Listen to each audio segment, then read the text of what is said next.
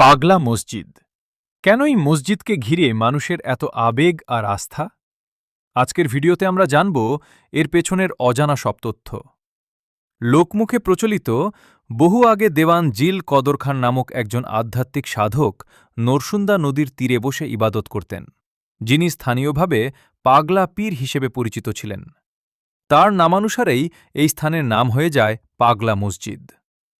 প্রায় ২৫০ বছরেরও বেশি পুরনো এই মসজিদটি এখন শুধু ইবাদতের স্থান নয়, বরং বাংলাদেশের অন্যতম একটি ধর্মীয় ও ঐতিহ্যের প্রতীকে পরিণত হয়েছে। পাগলা মসজিদ বলতেই আমাদের চোখের সামনে ভেসে ওঠে এর সেই বিখ্যাত দানবাক্সগুলোর ছবি। প্রতি কয়েক মাস পরপর যখন এর দানবাক্সগুলো খোলা হয়, তখন যে পরিমাণ টাকা, স্বর্ণালঙ্কার আর বিদেশি মুদ্রা পাওয়া যায় তা শুনে রীতিমতো চমকে যেতে হয়। সাধারণ মানুষের বিশ্বাস, এখানে নিয়তের সাথে দান করলে মনের ইচ্ছা পূরণ হয়। তাই দূর দূরান্ত থেকে মানুষ ছুটে আসে এখানে।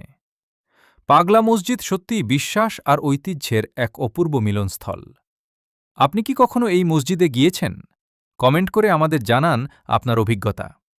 ভিডিওটি ভালো লাগলে লাইক ও শেয়ার করতে ভুলবেন না। এমন আরও অনেক তথ্যবহুল ভিডিও পেতে আমাদের পেজটি ফলো করে সাথেই থাকুন। আল্লাহ হাফেজ।